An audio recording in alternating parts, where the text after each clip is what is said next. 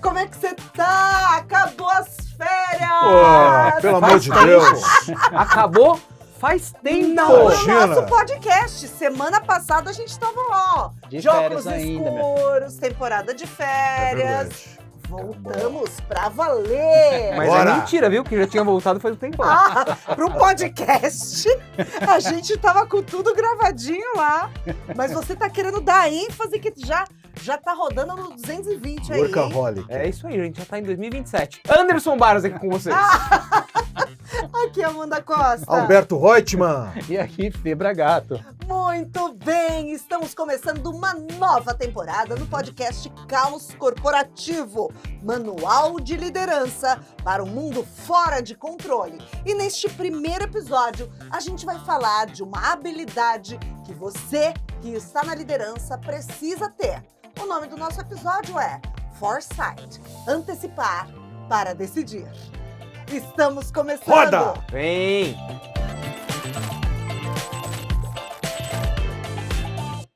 Muito bem, estamos começando e o tema é um tema fundamental, necessário para esse ano de 2026 que começa, para todo mundo que está na liderança. E quem é que está na liderança, né, minha gente? Está todo mundo na liderança, porque no mínimo você é líder de você mesma, de você mesmo. Então, por isso a gente escolheu esse tema, né, para começar oficialmente o ano aí de trabalho, de discussões, para ter uma liderança mais capaz de lidar com esse mundo em transformações. Então, manual de liderança para um mundo fora de controle. Arrancaram o controle, né, Felipe? Arrancaram, minha filha. Acabou. Agora não tem mais nada previsível.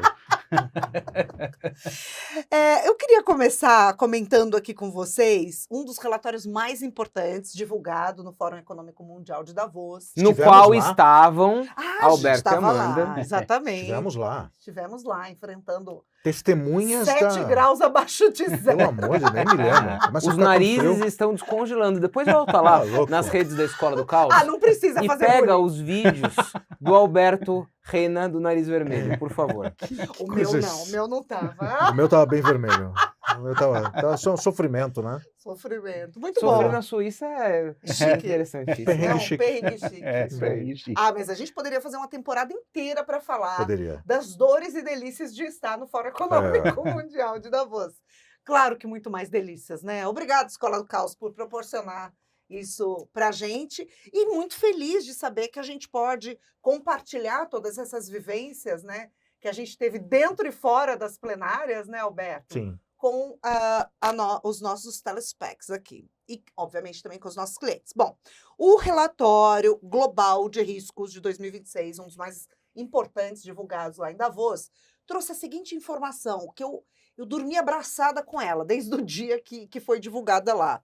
Mais de 50% dos líderes entrevistados no mundo, Globalmente, né? globalmente, esperam um cenário de alta turbulência.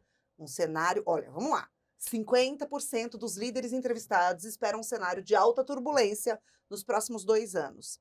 E 57% acreditam que a instabilidade vai ser estrutural na próxima década. Ou seja, A é uma realidade. A A instabilidade. instabilidade. Certo. Então, a instabilidade É a nova realidade. é a nova realidade e a nova rotina. Uhum. A instabilidade é a nova rotina. Uhum.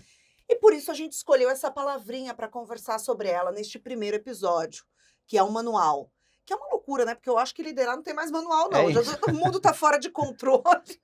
Então, a pergunta que eu queria fazer para vocês é, em primeiro lugar, né? A gente sabe que o foresight é aquele comportamento de se antecipar aos riscos, de se Uhum. antecipar às tendências para poder decidir, mesmo com informações incompletas.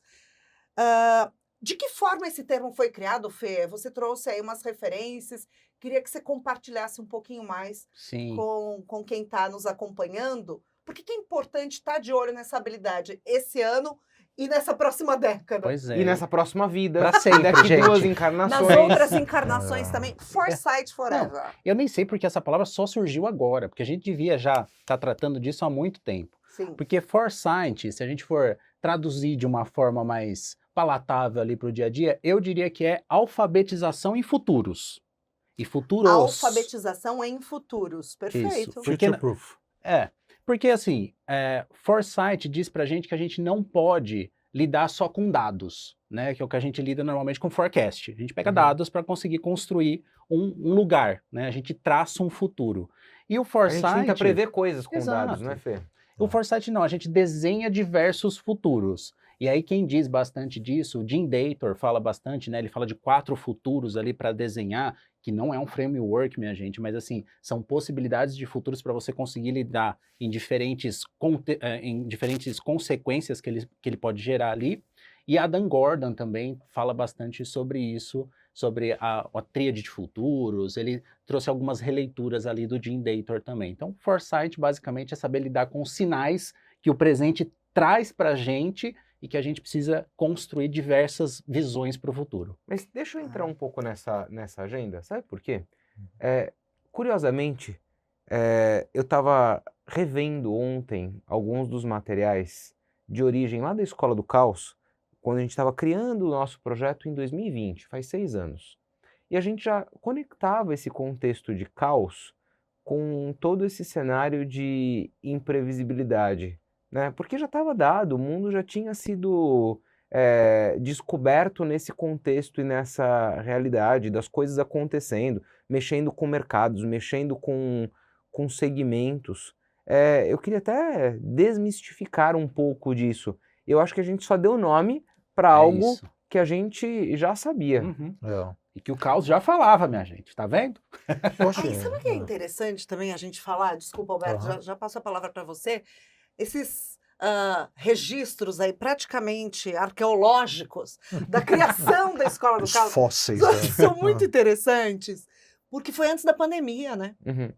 Foi antes da pandemia. Foi. Então, a gente já falava, a gente já escrevia sobre essa visão de que a gente não vai ter certeza. A gente precisa navegar na incerteza, né, Alberto? Eu acho que dentro dessa lógica, o mundo está virando um grande pronto-socorro.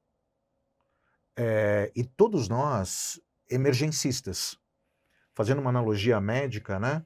Mesmo dentro de um pronto-socorro, você tem processos, você tem estrutura, você tem documentos, você tem pessoas, protocolos.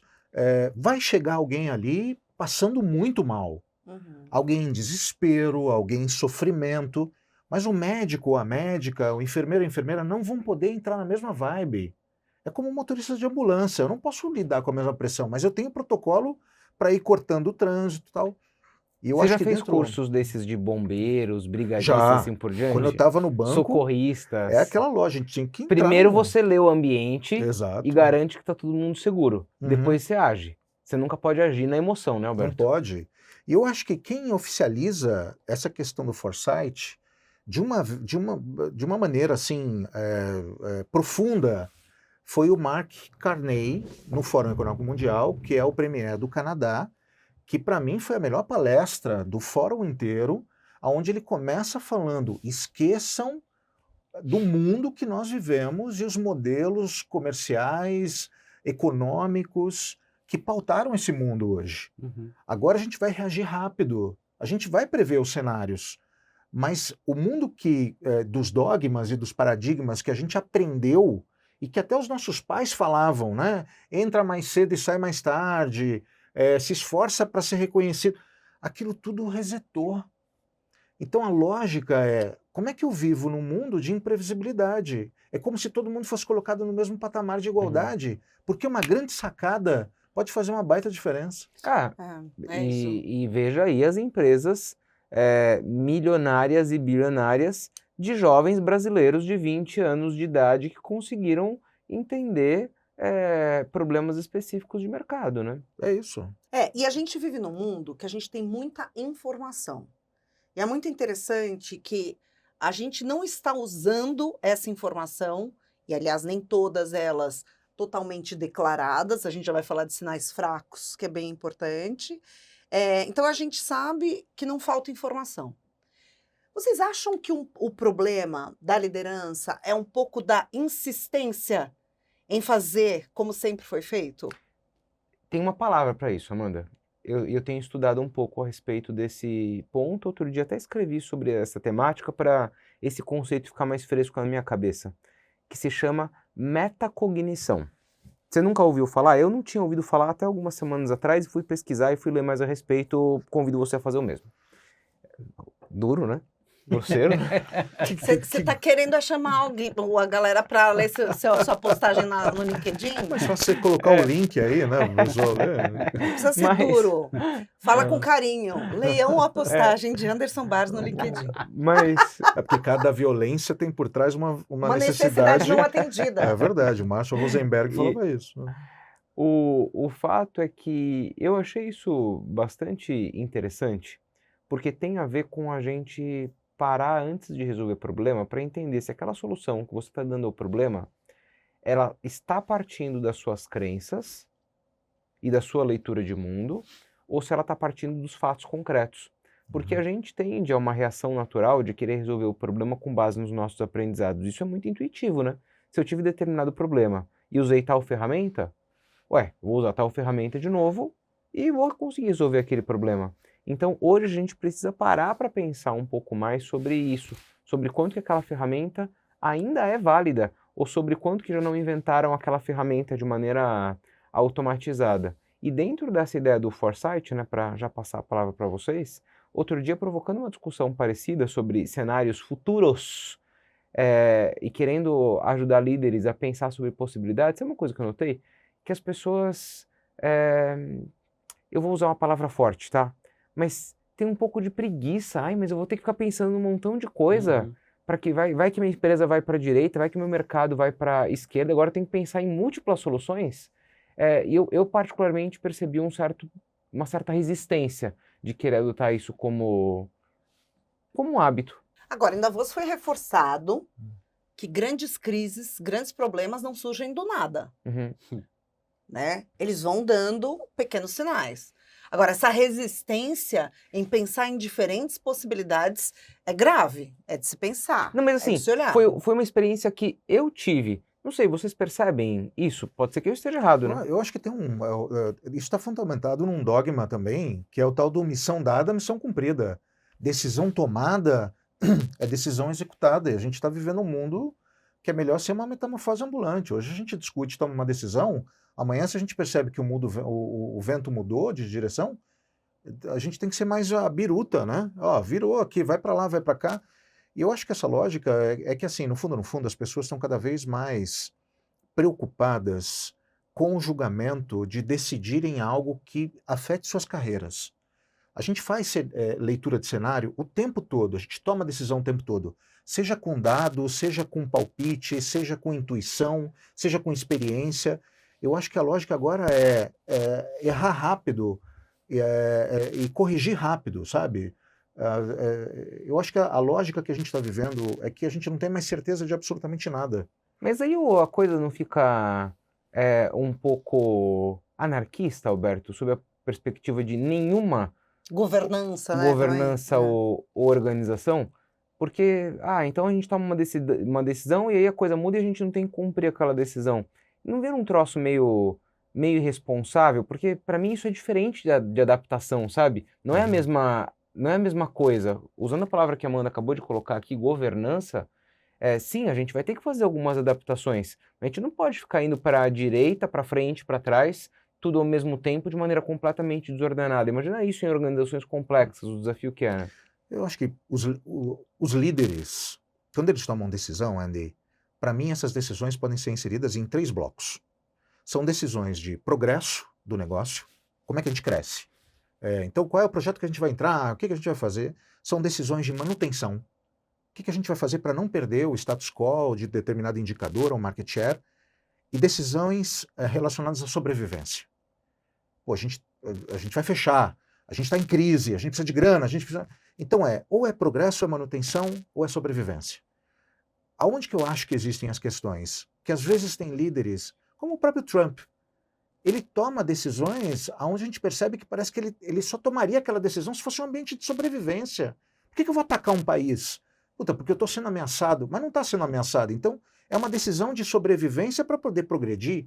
Então, a confusão começa na tomada de decisão quando a gente não sabe ao certo o que a gente quer de verdade. Então, eu acho que, de fato, não tem problema a gente voltar atrás nas nossas decisões, desde que a gente não tenha o problema do ego e da vaidade de reconhecer. Falar, essa decisão fazia sentido antes, agora não faz mais. Vamos mudar. Mas eu acho que isso tem a ver com essa falta de mapeamento, que eu acho que é um pouco da preguiça, não vai ter outra palavra mesmo. É da preguiça da gente não olhar para esse mapeamento dos possíveis futuros que a gente pode ter. Então, se você não mapeia, você acaba tendo que lidar em apagar incêndio. E aí você vai indo para tudo quanto é lado de acordo com o que vai acontecendo, que é um pouquinho do que a gente tem, spoilando ali um pouquinho, dando spoiler do que a Amanda comentou, da questão dos sinais fracos, né? O que é o sinal fraco? Boa. São coisas que vão acontecendo e que a gente realmente não lê aquilo. Então, assim, é coisa que ainda não tem nome e está acontecendo, a gente está vendo se repetir e a gente está esperando isso realmente atingir a gente de alguma forma para depois tomar a atitude. É porque parece que só vira prioridade, Quando A tá água ardendo. bate na... né? É só aí, gente. Entendeu? Parece que a gente vive, e eu acho que a liderança precisa dar um jeito de sair dessa bolha de apagar incêndio, porque assim, quando a gente fica apagando pequenos focos de incêndio da nossa rotina, a gente não percebe que a organização inteira Uhum. está incendiada. A gente não trabalha nesse incêndio maior, que é onde todos nós estamos inseridos, e obviamente as nossas organizações também, né? Então, esses sinais fracos não entram nos relatórios, né? Provavelmente vêm de conversas, às vezes até informais, dentro da Uhum. empresa, né? Eles exigem que a gente esteja o tempo todo fazendo leitura de contexto, exigem que a gente use nossa intuição, né? E a gente precisa parar, ter um tempo. Eu acho que tinha que colocar na agenda. Tinha que ser um compromisso diário de 30 minutos da liderança. Leitura de futuros, foresight. Cara, senta e pensa no que você está vendo. Pensa no que te falaram, né? Eu acho que é o tipo de habilidade que a liderança precisa ter que a gente não fala. Porque a liderança precisa parar de apagar incêndio. Uhum. Sinal fraco foi justamente o que quebrou a Kodak, né? Tinha um sinal que não era tão relevante, não vamos investir nas câmeras digitais, porque não faz muito sentido, a gente é líder de mercado, e a gente desmerece o sinal fraco. Sinal fraco no esporte é fisgada no joelho. O jogador está lá jogando, sentiu uma fisgada, ele sai, porque ele sabe que agora é hora de olhar o que é. Pode ser ele não espera descolar um músculo do osso, porque o saneamento da situação é mais crítico. O sinal fraco é um pigarro no mercado. Sinal fraco é quando existe alguma mudança dentro da companhia que a gente espera que ele se torne um sinal forte para poder tomar uma decisão. E às vezes é tarde demais. Né? Aí já era, é muito mais caro, é muito mais custoso. Sinal fraco é perceber que você não está fazendo academia, é perceber que você não está se alimentando direito. A hora que você vê, Eu vou pedir até para os nossos editores, Gabs, o nosso super editor, colocar na tela o print da matéria dos 2 jovens brasileiros que se tornaram bilionários, eles são bem jovens, porque eles criaram uma startup que oferece cartão de crédito para startups, porque vocês já pararam para pensar no como é que é complexo você solicitar cartão de crédito para uma pessoa jurídica, sendo que o banco tradicional vai pedir que aquele CNPJ esteja aberto já Nossa. já não sei quanto tempo. 3 E anos, no 5 mundo anos. que você vive, você precisa do cartão de crédito para as licenças de todos os softwares que você vai usar para colocar a sua startup No ar, né? no ar. E esses 2 jovens da startup, que eu já vou fuçar aqui o nome dela, criaram uma Brex. solução para isso. Brex. É isso aí, criaram uma solução para isso. E, puxa, eles estavam ali vendo essa realidade. Outros bancos já deviam ter notado essa Pois é. realidade. Alguma reclamação a respeito disso já tinha... Já era um sinal fraco. já Com tinha certeza já tinha rodado, rolado. né, ali na boca dos gerentes. Pois é. Nossa, olha só, não é verdade, é um problema mesmo, né? Nossa, como é que uma empresa que acaba de surgir não tem cartão de crédito? Mas ninguém deu bola para esse negócio, né? Anderson, olha só que problema. E por que provavelmente ninguém deu bola para o negócio? Por causa do excesso de foco na operação. Porque ninguém queria parar o relatório que tinha que fazer. Ai, a startupzinha tá precisando de crédito. Ah, te Eu catar. tenho coisas mais importantes É. para fazer, entendeu? Então, eu acho que às vezes o excesso de operação mata a visão de futuro da Com liderança. certeza. É que, às vezes, o sinal fraco pode ser uma estatística irrisória. É muito legal falar de sinal fraco quando ele vira um unicórnio. Mas quando sinais fracos a gente olha, também tenta fazer uma startup e elas quebram, né, Fê? É que eu acho que a maioria das vezes o sinal fraco acaba fazendo com que uma disrupção aconteça mesmo. Que é isso? Putz, veio agora a startup que criou um novo nicho. Aí os bancos vão ter que se mexer agora com algo que não estava na previsão deles Não ali, tava nem no no desenho planejamento de futuros. estratégico Não deles tava. Isso. fazer isso. Mas por isso que é tão importante que você, líder, que está aqui nos escutando, que está aqui nos vendo, reflita um pouco em como é que você lida com o seu time, como é que você lida com o setor de reclamações, com o saque da sua empresa. Porque assim, se não partir da liderança essa postura de ouvir o detalhe, de fazer conexões entre o problema geopolítico, o problema de meio ambiente, o problema econômico, se não fizer, porque as crises estão todas interconectadas. Se o líder não tiver capacidade de fazer essa leitura de cenário, de usar foresight e de transmitir essa maneira de pensar para o grupo, quando chegar uma reclamação desse tipo lá no saque, ninguém vai querer tomar a agenda do chefe para falar desta reclamaçãozinha. Então, a postura do chefe tem que ser, da liderança, tem que ser, eu quero saber da reclamaçãozinha. Qual é? Eu quero saber do detalhe. Eu vou sentar aqui no chão com vocês agora, para entender como é que a tá. gente veio perdendo o hábito, Amanda, de refletir. A gente, né, não sei porquê, foi desenvolvendo esse negócio que a gente só pode conversar a respeito de fatos ridiculamente objetivos, super estruturados, para a gente tomar decisão. Qualquer conversa que ela é um pouco mais abrangente e de geração de divergência gera nas pessoas uma sensação de falta de tempo e impaciência. Mas vocês já perceberam que todo filme de Hollywood de destruição do planeta começa com um sinal fraco detectado por um cientista? Eu falei assim, ó, eu tava aqui olhando, de repente vem um Que é sinal... subjugado, é né? subjugado. É sobre ninguém dá bola. Ninguém dá bola. Aí chega lá não chega para o presidente dos Estados Unidos já de largada, chega lá para o chefe do cientista e fala, Pelo amor de considera Deus, isso aí, eu vai. preciso terminar meu relatório. E aí a pessoa não para no momento que tem que parar, e acontece o que acontece, aí é forçado a parar. Aí você arruma tempo, arruma agenda, vai Aí desenhar. tudo vira prioridade. Aí já né? foi. Sim. Sabe que, assim, só continuando a pauta, porque ela tá muito interessante. Você curtiu esse tópico, né? E já juro que vou devolver a palavra para Amanda. Eu estava conversando ontem com uma pessoa que me deu um bom insight, né? Que a gente está no momento de liderar em tempos de guerra.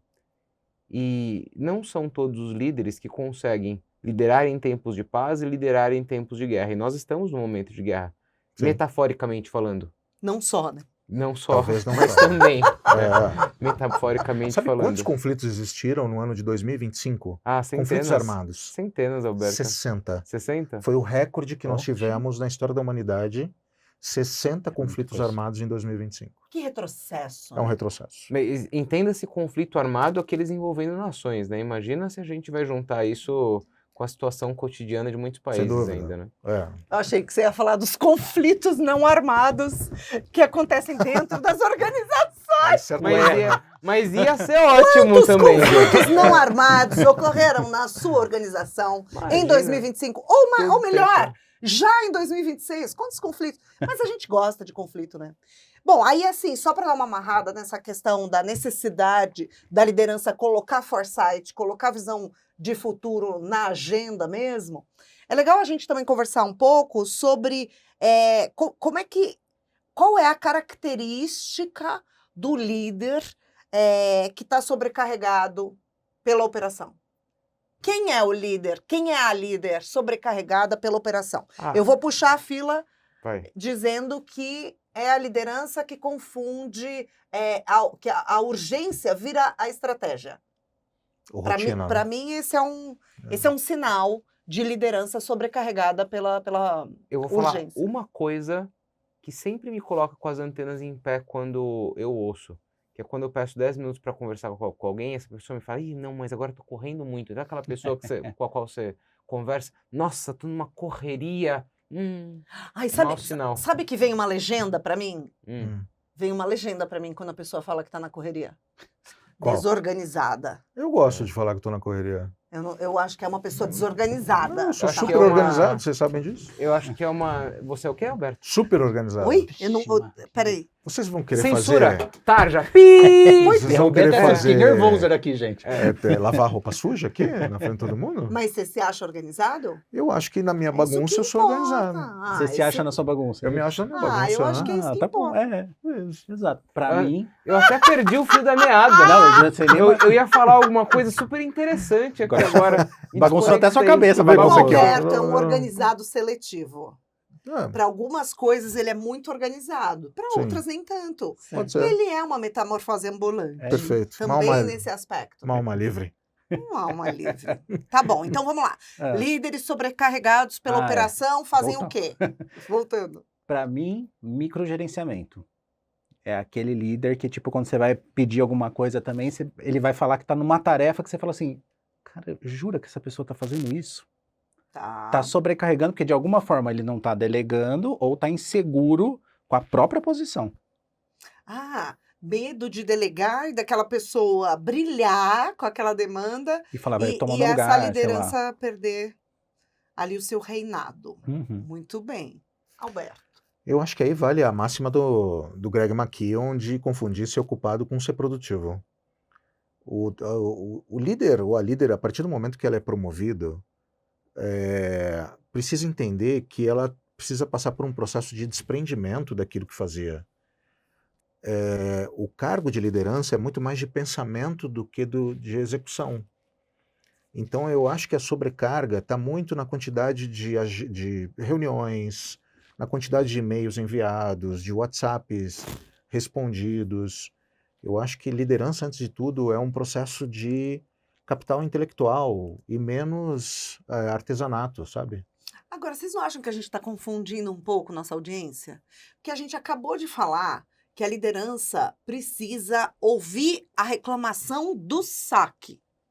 Precisa. Ou seja, a gente colocou para conversar mais com as pessoas, estar mais por dentro Sim. da vida mesmo do negócio, né? E ao mesmo tempo a gente está dizendo que precisa se afastar um pouco Uhum. e que precisa não estar tão sobrecarregado.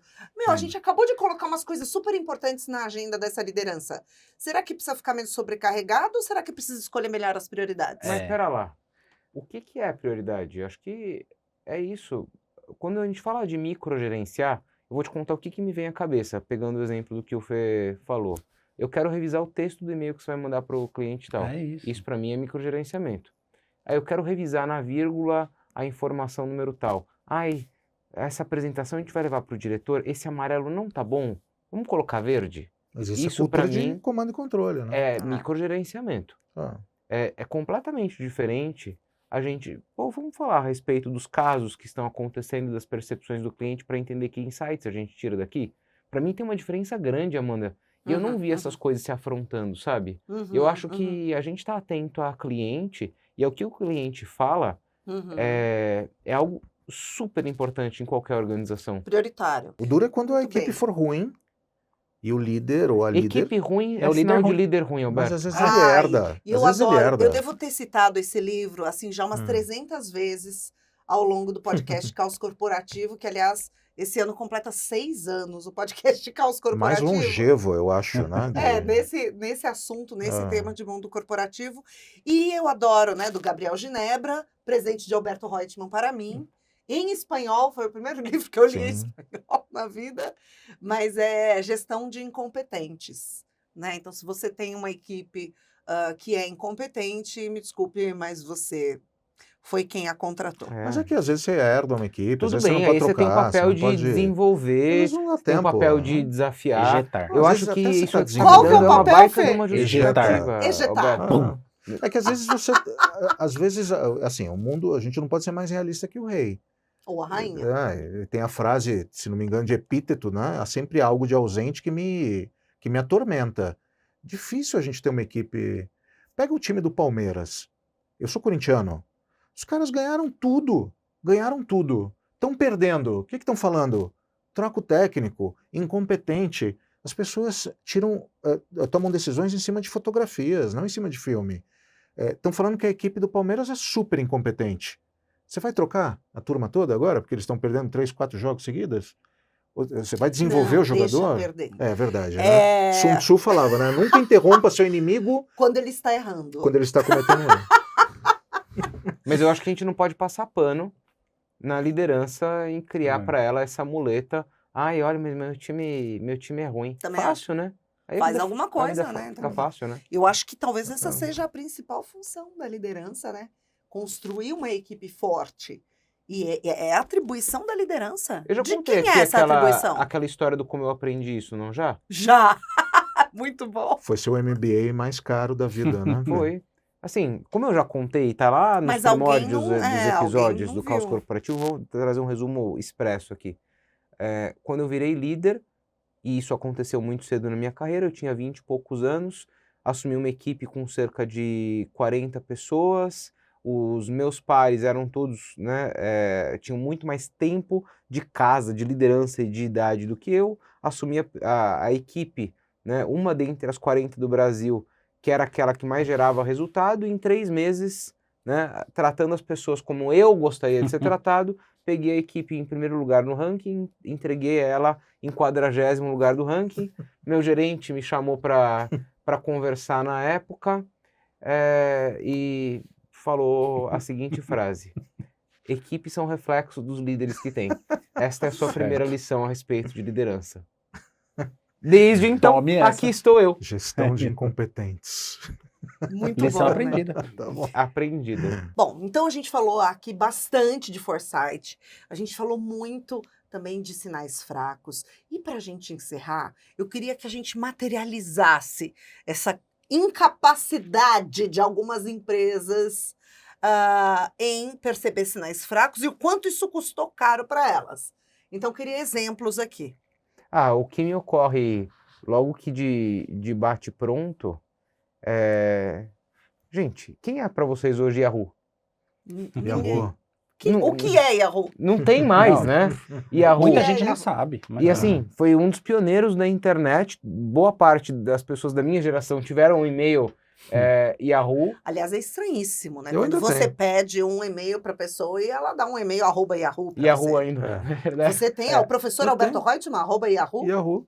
Olha, Na eu até época que sei eu dava qual é. aula em faculdade. Meu Deus do céu. Mas Manda um e-mail para o Alberto. Isso aí. Prof. Alberto Saul. Prof. Alberto Saul, @Yahoo. É bom que rima, né? Isso. Prof. Alberto Saul, @Yahoo.com.br. Exatamente. E aí, assim, era o gigante da internet. Era o Google até então. Só que não se deu conta do quanto o seu buscador não era eficiente.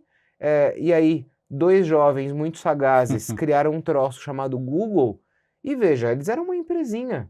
Então, o que de mais inteligente se não oferecer o seu negócio, o seu business Sua e ideia sua brilhante. ideia brilhante para a maior organização do mundo, né, da internet na época. Foi lá, né, o Larry oferecer para o Yahoo o seu buscador chamado Google. O Yahoo riu, não quis comprar e olha o que aconteceu. Olha o que se tornou o Foi Google engolido. e olha o que se tornou o Yahoo. E aqui é um bom exemplo de uma falta de percepção justamente dos pequenos sinais. É um exemplo do que não se fazer, inclusive. Eu estou tentando lembrar a palavra para definir isso. É um pedantismo, é uma arrogância, Arrogância, né? É uma arrogância, porque o Yahoo se achava totalmente incrível, Uhum. né? E é justamente nessa hora que a gente tropeça. É E fato. tem a Netflix também, né? Outro O caso da incrível. Netflix, Sim. bárbaro. Eles queriam, o cliente estava nervosa, porque tinha que pagar multa. Gente, não é do seu tempo, né, Felipe? Sim, minha Mas, filha. pelo amor de Deus, como era irritante que a gente esquecia de devolver. Que foi com a os Blockbuster, filmes. né? E a Netflix também tentou ser comprada pela pela Blockbuster. Blockbuster. né? 50 milhões. 50 milhões. Certo. Que para Blockbuster não era Nada. nada. Peanuts. É. Peanuts. E aí a Netflix começou a entregar filmes pelo correio e o resto você sabe muito bem. E quem é blockbuster hoje? Tem Pois uma é. unidade no Tem? Oregon, nos Estados Mentira! Unidos. Tem. Isso é um museu? Uma unidade É. saudosista. Sério? É, Põe foto realmente, dela aí, põe foto Dá dela até aí. vontade de ir lá ver, né? Só para tirar foto. É uma peça de museu. E aí, No Alberto? meu exemplo, eu acho que a gente tem sinais fracos, que eu acho que já são fortes hoje, no segmento supermercadista, onde você vê filas. As pessoas vão embora, elas abandonam as suas compras, e hoje você já tem alguns supermercados que estão migrando. Você entra no McDonald's, no Burger King, você já tem aqueles Os totens. totens. De alta Que as atendimento. pessoas e os supermercados continuam com aquele modelo antigo, tradicional, mas muitos deles, o Mambo, por exemplo, perto da minha casa, já tem lá O self-checkout. o self-checkout, uma quantidade de caixas cada vez maior. Claro que a gente vai olhar, vão ter pessoas que vão perder o emprego, mas a experiência é muito mais rápida. E eu tive recentemente a oportunidade de ver nos Estados Unidos uma fila, um caixa dedicado a pessoas que tem uma plaquinha em cima chamado Take Your Time. Se você quiser ir com calma, se quiser ir devagar, porque eu não sei o que acontece das nossas cabeças, quando você está num caixa do supermercado, você começa a fazer as coisas com rapidez, com pressa. É dolorido, né? Por quê? Porque a pessoa que está atrás não fala nada, mas existe um silêncio de cobrança para que você vá numa velocidade rápida. E você Pelo vai. amor de Deus, quem aguenta gente mole e feliz? Um dia eu estava andando na o rua com caixa a do Amanda. supermercado só não pode entrar nessa vibe de ficar arremessando as nossas compras. É. hein? Nossa, não, não. pelo amor, odeio. Mas o caixa não A é uma gente, experiência é pra gente prazerosa. ter pressa, não, Não. a É. pessoa que opera. Mas todo mundo fica com pressa no caixa, é uma baita experiência ruim. Você fica tenso, nervoso. Tem uma estatística de pessoas que morrem dentro do supermercado. Até parece! São vozes da minha cabeça. Estou inventando aqui. Instituto Alberto Data Reutemann. Ô, Alberto, você anda com uma relação estranha com os supermercados, né, cara? Ando. Precisa Quem conversar vai? sobre. Eu gosto do supermercado. Acho legal, um ambiente tão interessante para ver estudos de mercado e como as pessoas reagem. Eu gosto de ver as pessoas reagindo às coisas no supermercado. Eu acho tão incrível. É sensacional. Elas procuram a degustação das coisas, né? Elas querem comer as coisas gratuitamente. Eu, por exemplo, conheço algumas pessoas que abrem pacotes nos supermercados e consomem as coisas antes de pagar. Amanda acha isso um absurdo. Eu acho isso sensacional. Bom, para você, então, não virar um mercado ultrapassado, não ser o Google. Quer dizer, para você ser o Google, ser a Netflix, eu vou deixar uma outra dica aqui, então, para a galera ir lá e pesquisar. Então, dá um Google. Olha só, dá um Google, não vai dar um Yahoo, vai dar um Google aí, pesquisa lá sobre Adam Gordon, sobre o Jim Darrow, Boa. vai lá e coloca sobre os futuros e tudo mais, para você conhecer um pouco mais de como mapear, como ver esses sinais aí, para não acabar como muita gente acabou por aí. É isso aí. Muito bom, meninos. Estava já com muita saudade de estar aqui com vocês nessas Papo conversas. bom. Adorei esse nosso novo layout, sem a mesa nos separando. Comente aí se você curtiu também esse nosso novo Sim. formato, que pode ser que a gente mude também na próxima temporada, porque a gente é assim. Pode ser. Se você gostou, gostou. Se você não gostou também, aí você fala pra gente. Você fala pra gente, daí a gente muda e se adapta Educado, né? ao sinal fraco que você mandar pra gente. E se você quiser se aprofundar nesses conteúdos sobre os quais a gente falou aqui, inclusive sobre Foresight, sobre o relatório global de riscos divulgado no Fórum Econômico Mundial de Davos, tem tudo isso e muito mais no nosso e-book do Fórum Econômico Mundial de 2026, Sensacional. Espírito do Diálogo, que era o tema, né, do Fórum Econômico Mundial. Então vai, Espírito a do gente diálogo vai... com o Trump. Não, isso, Falando. pelo amor de... Isso rende um episódio Combina só muito, sobre né? isso. O espírito do diálogo. Não, E o Trump jogando Aí bomba. tem distrito do Onde diabo vai? com Trump. Do diabo com Trump. gente... Nessa altura já tá subindo os créditos. Isso. Não temos crédito. Muito bem, tá aí o link para você, tá aí o quê? O QR Code. Baixa aí o nosso e-book Ai, para você ficar por dentro de todos esses temas aí do Fórum Econômico Mundial. Ó, ralamos, eu e o Alberto. Ô, Toca aqui. foi muito bom. Nosso Parabéns. timão de marketing também. Sensacional, cara. Ralou aqui. Os nossos sócios seguraram a barra enquanto a gente estava lá nos Alpes Suíços trabalhando. Ficou lindo. Mas valeu muito, sério. É um material que você precisa dar uma olhada. Baixa para você ver. E a gente volta ainda este mês com o segundo episódio dessa conversa. A gente vai falar de temas como mindset adaptativo, cultura que sustenta essa performance da liderança. Então, a gente volta a se encontrar. Um beijo, aproveita seu dia, bota Foresight na agenda e dá uma atenção especial para esses sinais fracos. Chegando o carnaval! Ah, o pai dele é autor da Martinha. Exatamente. Pô, tem que ganhar os créditos aí de direito autoral. Não é Chegou a turma da alegria. É melhor não canta, senão Chegou cai. a Cai, turma senão do cai, frio. senão cai. Cai. Não pode botar música. Caneco, em Cantar caneco, olha aí. Lá se foi mais um barril. Vira, vira, vira. Vira, vira, vira. Vira, vira, vira, virou. E o fato é que o crédito seria devido ao Alberto Ah, ele mesmo. Claro, sou eu que ganho. cobrar. Sou Derrubaram Derrubaram meu herdeiro. próprio conteúdo. Nossa, Alberto, Beijo. você pensou em ganhar dinheiro assim? Muito dinheiro. Tchau! É, sinal fraco? É. Esse caso já Ele é pode ficar forte. cantando na internet O tempo todo. e pagando Derruba, créditos vai de pra direitos você. autorais Pra mim mesmo. pra ele Eu mesmo. mesmo, é verdade. Vamos Faz fazer uma- isso, vamos fazer isso. Vamos. Tchau. Chega.